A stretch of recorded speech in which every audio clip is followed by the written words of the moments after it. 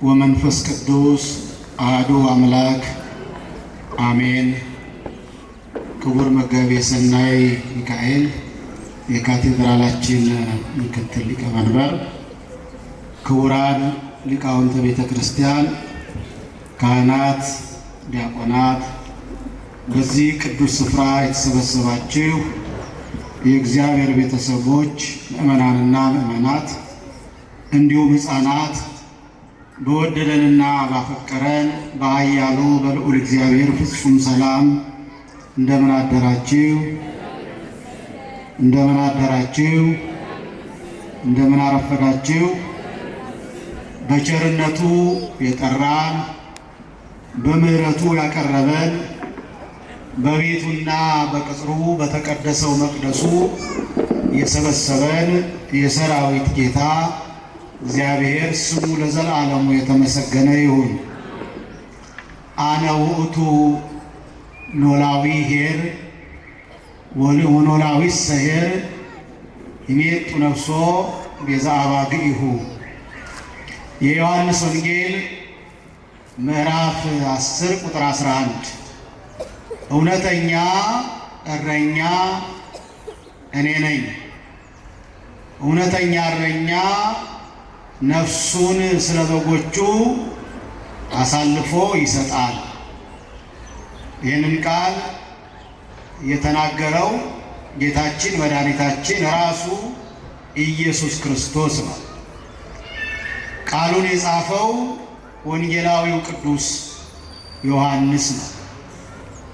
ጌታችን ኢየሱስ ክርስቶስ በዚህ ወንጌል በተደጋጋሚ እኔ የሕይወት እንጀራ ነኝ፣ እኔ የሕይወት መጠጥ ነኝ፣ እኔ የበጎች በር ነኝ፣ እኔ የበጎች እረኛ ነኝ እያለ ራሱን ወደ ሕዝቡ እያቀረበ ይናገራል። ዮሐንስ ወንጌላዊ ስለ ኢየሱስ ክርስቶስ በስፋት ስለ ሥጋዌው ቃል ሥጋ ስለመሆኑ የተናገረ አምልቶ አስፍቶ የተናገረ እውነተኛ ሐዋርያ ነው። ዛሬ የዛሬው እሁድ ስያሜው ኖላዊ ነው የሚባለው። ኖላዊ ማለት ጠባቂ፣ ኖሎ ጠበቀ፣ ኖላዊ ማለት እረኛ ማለት ነው። እንግዲህ ስለ እረኛ ጠባይ ሁላችንም እናውቃለን። በተለይ በገጠር አካባቢ የተወለዳችሁ የእረኛን ባህሪ በደንብ አድርጋችሁ ታውቃላችሁ። ይሄ የመጽሐፍ ቅዱስ ክፍል ግን የተነገረው ስለ እስራኤል እረኞች ነው። የእስራኤል እረኞች፣ የእስራኤል በጎች ጠባቂዎች፣ የእስራኤል ከብቶች ጠባቂዎች የሚሄዱት ከፊት ነው። ከፊት ለፊት ይሄዳሉ። አሁንም እግር ጥሏችሁ ሄዳችሁ ካያችሁ እረኛው ፊት ነው የሚሄደው ማለት ነው። እንግዲህ እረኛው ፊት የሚሄደው በጎቹ የሚደርስባቸውን አደጋ ለመቋቋም ማለት ነው። ቀድሞ ራሱ መንገዱን እየጠረገ ጎበጥባጣውን፣ ድንጋዩን፣ የማይመቸውን ነገር እያስተካከለ ፊት ይሄዳል። በጎቹ ድምፁን ስለሚያውቁ በስማቸው እየጠራቸው ሲጠራቸው ይከተሉታል ማለት ነው። እሱ የሚመራቸው ወደ ጥሩ ነገር ነው። መዝሙረኛው ቅዱስ ዳዊት በመዝሙር 22 እንደተናገረው እግዚአብሔር እረኛዬ ነው፣ የሚያሳጣኝ የለም፣ በለምለም መስክ ይመራኛል ይላል። ይሄ የእስራኤል እረኛ መልካም እረኛ ነው። ለበጎቹ የሚያዝን እረኛ ነው። ቅዱስ ዳዊት በመጽሐፈ ሳሙኤል ምዕራፍ 17 ከቁጥር 1 ጀምራችሁ በአንደኛ ሳሙኤል ስታነቡ የበጎች እረኛ ነበር። ከወንድሞቹ በጣም ትንሽ ሰው ነው። ትልልቅ ወንድሞች ነበሩት፣ ግን እሱ በጎች ያሰማራ ነበረ። በጎቹን ግን በደንብ ነበር የሚጠብቃቸው።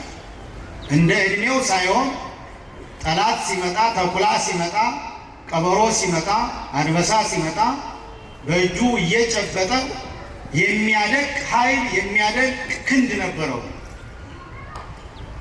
ራሱም ሲናገር ንዑስ አነ እምአኀውየ ወኦሬዛ በቤተ አቡየ፣ እኔ በአባቴ ቤት ትንሽ ብላቴና ነኝ ብሎ ነው የተናገረው። እግዚአብሔር እነዚህን በጎች እየጠበቀ በጎቹን እየተንከባከበ ከአውሬ ከተኩላ ከቀበሮ እየጠበቀ ሳለ እግዚአብሔር ደግሞ ለትልቅ ነገር እግዚአብሔር ለንጉሥነት መረጠው። እግዚአብሔር ከመሬት ነው የሚያነሳው። እግዚአብሔር ዘያነሥኦ እምድር ለነዳይ ወያልዕሎ መሬት ለምስኪን።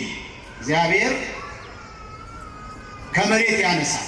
እግዚአብሔር ከፍ ከፍ ያደርጋል። የተዋረደውንም እግዚአብሔር አይንቅም እና ዳዊት በጎች ይጠብቅ ነበረ። ከበጎች ጠባቂነት ወደ ትልቅ ኃላፊነት እግዚአብሔር ከፍ ከፍ አደረገው። ለእንስሶቹ የሚራራ ስለነበረ ጻድቅ ይላል። ለእንስሳው ነፍስ ይራራል። ጻድቅ ሰው፣ ለእግዚአብሔር የታመነ ሰው፣ በእግዚአብሔር መንፈስ የሚሄድ ሰው ለእንስሳው ነፍስ ይራራል። አሁን ሰው ዛሬ አይደለም ለእንስሳው ሰው ለሰው የሚተዛዘንበት ጊዜ አይደለም። ጻድቃን ግን ለእንስሳቱ የሚበሉትን የሚጠጡትን ተኩላ ሲበላቸው አውሬ ሲያሳድዳቸው ይንከባከባል። ስለዚህ መዝሙረኛው ቅዱስ ዳዊት በዚህ ታማኝነቱ እግዚአብሔር ደግሞ እስራኤልን የሚያክል ሕዝብ ማለት ነው ስመ እግዚአብሔር በእግዚአብሔር ስም የተጠራውን ሕዝብ እንዲመራ ከወንድሞቹ መካከል ትንሹን ብላቴና እግዚአብሔር መርጦ የእስራኤልን ሕዝብ እንዲጠብቅ አደረገው። እግዚአብሔር ኃላፊነት ሰጠ። በዚህ በትንሽነቱ ዕድሜ እግዚአብሔር ልቡን አየው። የኤልያብን መልክ ሳይሆን የዳዊትን የልቡን ቅንነት፣ ታማኝነት፣ እግዚአብሔር የሰጠውን አደራ መሸከም የሚችል እስራኤልን መምራት የሚችል ከጣዖት ከአምልኮ ጣዖት ከክፋት ከምቀኝነት ለእግዚአብሔር አልታዘዝም ባይነት እነዚህን እንዲጠብቃቸው እግዚአብሔር በሕዝቡ ላይ ሾመ። እውነትም ዳዊት እረኝነቱን በቅጡ የተወጣ እውነተኛ እረኛ ነው። ዳዊት እንደ ሰው በእርግጥ መውደቅ መነሳት አጋጥሞታል። ሰው እንደመሆናችን መጠን እኛ እንደሚያጋጥመን ሰው በባህሪው አንዴ ጽድቅ ይሰራል፣ አንዴ ኃጢአት ያደርጋል። ዳዊትም እንዲህ አይነት ነገር በዘመኑ ገጥሞታል። ግን ወዲያውኑ ምርር እያለ ኃላፊነቱን ባለመወጣቱ እረኝነቱን ባለመወጣቱ እግዚአብሔርን በመበደሉ ምክንያት ሳይውል ሳያድር ወዲያውኑ ተንበርክኮ ወደ እግዚአብሔር ይለምናል። እግዚአብሔርም ደግሞ ወዲያው ይሰማዋል። ሰው ኃጢአት አትስራ ይባላል። ኃጢአትን በብዙ መልኩ ልንሰራ እንችላለን። በማሰብ በማየት በመናገር ልንሰራ እንችላለን። በማወቅም ባለማወቅም ልንሰራ እንችላለን። ግን ወዲያውኑ ሕሊናችንን ለእግዚአብሔር በማስገዛት ጎንበስ ብሎ መስገድ፣ ንስሐ መግባት ያስፈልጋል። መዝሙረኛው ዳዊት ይህን የተለማመደ ሰው ስለነበር ሕዝቡም የሚከተሉት በዚህ ምክንያት ነው። እሱ እረኛውን ነው የሚመስለው፣ ተከታዩ መሪውን ይመስላል። ተመሪ መሪውን ነው የሚመስለው። ስለዚህ ሕዝበ እስራኤል ከኃላፊነቱ ጋር በምስጋና የታጀበ በዝማሬ የታጀበ የቅድስና ሰው ነበረ መዝሙረኛው ዳዊት። ስለዚህ እረኝነቱን ተወጥቷል መዝሙረኛው ዳዊት። ከዛ በመቀጠል የእስራኤልን ሕዝብ የሚጠብቁ ነቢያት፣ አበይት ነቢያት የተባሉ 4ቱ ነቢያት፣ ከዛ ደግሞ ደቂቅ ነቢያት የተባሉ እነዚህ ነቢያት በየጊዜው እየተነሱ የሁሉ ድካም የሁሉ ውጣ ውረድ ዓለም ከእግዚአብሔር ተለይቶ ስለነበረ የተፈጠረው የመጀመሪያው ሰው ከእግዚአብሔር ገነት ያለ ፈቃዱ እግዚአብሔር ሳይፈቅድለት ከትእዛዝ ውጭ በፈጠረው ስህተት እግዚአብሔር ከነበረበት የቅድስና ሕይወት አስወጥቶት ስለነበረ ያንን ያጣውን ነገር ለማግኘት በጣም ብዙ ድካም ተደክሟል። ነቢያት በጣም ደክመዋል። ያንን ነው የምናስበው። ነቢያት አሁን ውረድ ተወለድ ከሰማይ ወደኛ ና እያሉ ፈኑ ብርሃነከ ፈኑ እዴከ እማርያም አንሳኒ ዋላሃኒ እንደቀነኪር እያሉ ከዚህ ከጠላት ከዲያብሎስ ከመተተብን መተት ከጻፈብን የዕዳ ጽሑፍ አድነን ብለው ነቢያት አልቅሰዋል። 5500 ዘመን ቀላል አይደለም። አልቅሰዋል ነቢያት። የሚያሳዝነው አብርሃም ያንን ያህል ጽድቅ ሰርቶ ብቻውን ማዕድ የማይበላ በቤቱ እንግዶችን የሚቀበል ሥላሴን በቤቱ የተቀበለ እግዚአብሔርን በቤቱ ያስተናገደ እግዚአብሔር በእርጅናው ዘመን ያሰበው ይስሐቅ የተባለውን ለእግዚአብሔር ወልድ ምሳሌ የሆነውን ልጅ የሰጠው እሱ እንኳ ሳይቀር በሲኦል ይኖር ነበር ማለት ነው። እንግዲህ በአንድ ቀን ስህተት ማለት ነው። የሰይጣንን ጆሮ የመልካሙን ጠባቂ ጆሮ ሳይሆን የዲያብሎስን የክፉን እረኛ የዲያብሎስን ጆሮ ነገር የሰሙ አዳምና ሔዋን በሰው ልጆች ላይ ሁሉ ሞት አመጡ ማለት ነው። በሰው ልጆች ላይ ሁሉ ሞት ሰለጠነ። መከራ በዛባቸው። ቢያለቅሱ ቢጸልዩ መስዋዕት ቢያቀርቡ እግዚአብሔር ቀጠሮ እስካልደረሰ ድረስ እስከ ዕለተ ዓርብ ድረስ በመከራ ውስጥ ነው የሰው ልጅ ይሄ። ስለዚህ ነቢያት ይህንን ሲናገሩ ነበር። እውነተኛው እረኛ ግን ኢየሱስ ክርስቶስ ተገለጠ። ከድንግል ማርያም ተወለደ። ከሥጋዋ ሥጋዋ ከነፍሷ ነፍስ ነስቶ ፍጹም አምላክ ፍጹም ሰው ሆኖ ኢየሱስ ክርስቶስ በኢየሩሳሌም ምድር ላይ መመላለስ ጀመረ። ተወለደ። የተስፋውን ቃል ፈጸመ። እግዚአብሔር የተናገረውን ነገር የሚያደርግ አምላክ በፍጹም አይዋሽም። እግዚአብሔር የተናገረውን ነገር የማያስቀር እኛንን የምንዋሽ አሁን ተናግረን ኋላ የምንዋሽ ዛሬ የተናገርነውን በኋላ የማንደግም መልሰን የማንናገር በዓለም በሐሰተኞች በውሸተኞች የተሞላች እኮ ናት። ክርስቲያን የሆነ ሰው የእግዚአብሔር የሆነ ሰው ቃሉ እውነት ነው። እመኒ እወ ወእመኒ አልቦ አልቦ፣ እውነቱን እውነት በሉ ሐሰቱንም ሐሰት ማለት ነው።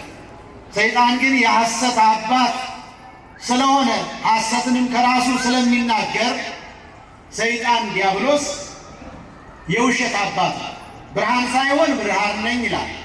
እረኛ ሳይሆን እረኛ ነኝ ይላል። ጠባቂ ሳይሆን ጠባቂያችሁ ነኝ ይላል። መልአክ ሳይሆን መልአክ ነኝ ይላል። ግን እሱ ሰይጣን ነው። ስራውም የጨለማ ስራ ነው። ወደ ብርሃን አይመጣም። ሰዎችንም ወደ ጨለማ ይወስዳል። ጣዖት ያስመልካል። ሰዎችን ግድያ ያስተምራል። ጥላቻን ያስተምራል። አስማትን ያስተምራል። ጥንቆላን ያስተምራል። መለያየትን ያስተምራል። ምንፍቅናን ያስተምራል። ይሄ ሰይጣን እውነተኛ እረኛ ነው፣ ሐሰተኛ እረኛ ነው። ክርስቶስ ግን እኔ አነ ውእቱ ኖላዊ ኄር ዘበአማን፣ እኔ እውነተኛ እረኛ ነኝ። ከእኔ በፊት ብዙ ሰዎች ብዙ እረኞች መጥተው ነበረ። አንዱ ዲያብሎስ እና በዲያብሎስ ደግሞ የተማሩ የሐሰት ነቢያት የሐሰት አስተማሪዎች መጥተው እንደነበረ የመጽሐፍ ቅዱስ ክፍል ይነግረናል። ስለዚህ ጌታችን ግን እውነተኛ እረኛ ነው። ስለዚህ እኛ ሐዋርያው ቅዱስ ጴጥሮስ በአንደኛ ጴጥሮስ ምዕራፍ 5 ቁጥር 4 ላይ የእረኞች አለቃ በሚገለጥበት ጊዜ የማያልፈውን የክብር አክሊል ትቀበላላችሁ። ክርስቶስን የምንከተል ከሆነ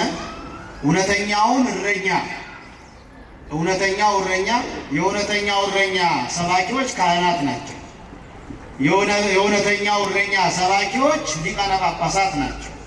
የእውነተኛው እረኛ ሰባኪዎች እናንተ ራሳችሁ ናቸው፣ የምስራችሁን ቃል ላልሰሙት የምታሰሙት። ስለዚህ እኛ የእረኞች አለቃ የጠባቂዎች አለቃ ኢየሱስ ክርስቶስ ሲገለጥ ማለት በመጨረሻው ጊዜ በሚገለጥበት ጊዜ እውነተኛ አደራችንን ተቀብለን ለእያንዳንዳችን እግዚአብሔር የሰጠን አደራ አለ። ሃይማኖታችንን መጠበቅ፣ ራሳችን ይህንን ቤተ መቅደስ የሆነውን ሰውነታችንን መጠበቅ፣ ከዝሙት መጠበቅ፣ ከስካር መጠበቅ፣ ከክፋት መጠበቅ፣ ከምቀኝነት አስማት ከመስራት፣ ከጥላቻ። አሁን ዓለሙን ያሰከረው ጥላቻ ነው። ዓለም አሁን በጥላቻ ሰክሯል። እርስ በርስ መጠላላት። እኛ ራሳችን አሁን ጎረቤት ከጎረቤት ሰላም የለም። አሁን ሰላም የሚባባል ሰው በጣም ጥቂት ሰው። እንደው ዝም ብሎ በየምክንያቱ መኮራረፍ፣ በየምክንያቱ መጠላላት፣ በየምክንያቱ ፊት መነሳሳት። ክርስቲያን እንኳ ሆኖ የእግዚአብሔር ሰው ሆኖ ዛሬ ቤተ መቅደስ መጥተናል፣ አስቀድሰናል፣ ጠበል ጠጥተናል። የቻላችሁ ሥጋው ደግሞ ተቀብላችኋል፣ ያልቻላችሁ ሥጋው ደግሞ ሌላ ቀን ትቀበላላችሁ።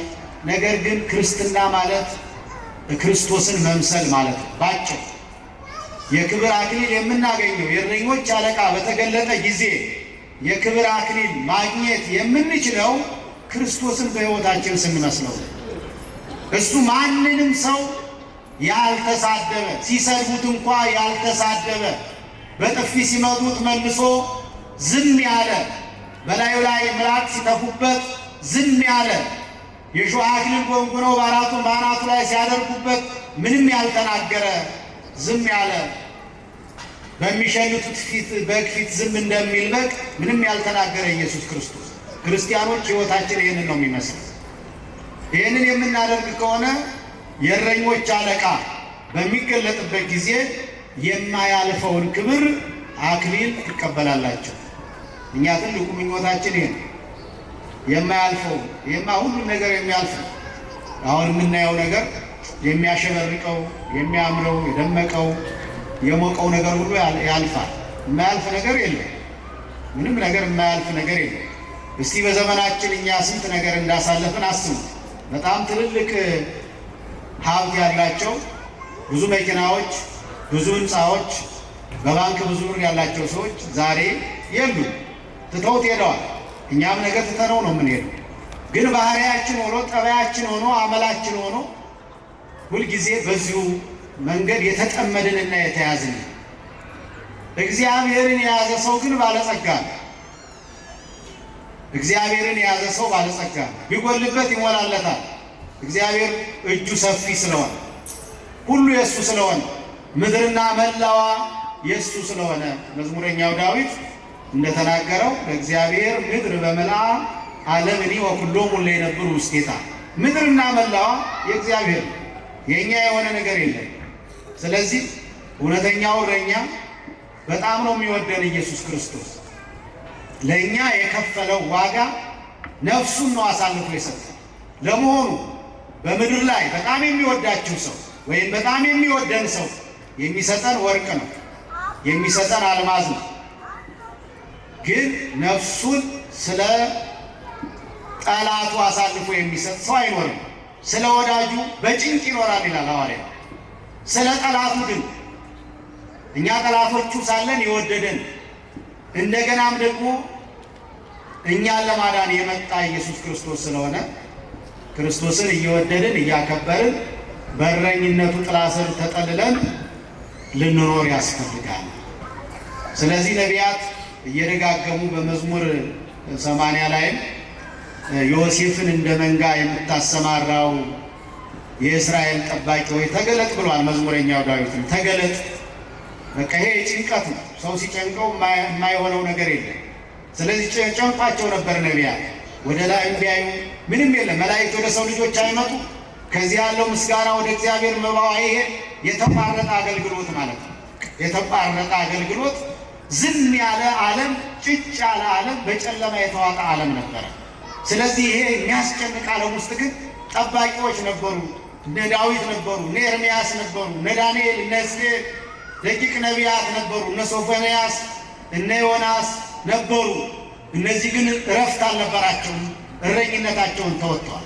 ስለዚህ ዛሬም እኛ ደግሞ ለሕዝቡ አብነት በመሆን ሕዝቡን ልንመራ፣ ሕዝቡን ልናስተዳድር፣ ሕዝቡን ልናስተምር ይገባል። እንደ እውነተኛው እረኛ እንደ ኢየሱስ ክርስቶስ ማለት ነው።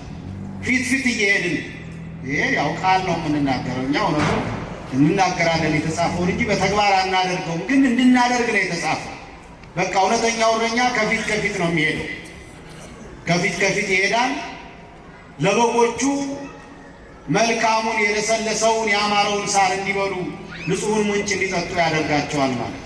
ስለዚህ እኛም አገልጋዮች ምእመናንን ወደ ክርስቶስ ሥጋ ወደ ክርስቶስ ደም ወደ ንስሐ ልናመጣ ያስፈልጋል የሚል አጭር መልእክት ነው ያለው። ያስተማረን የመከረን አምላካችን እግዚአብሔር ስሙ ለዘላለሙ የተመሰገነ ይሁን።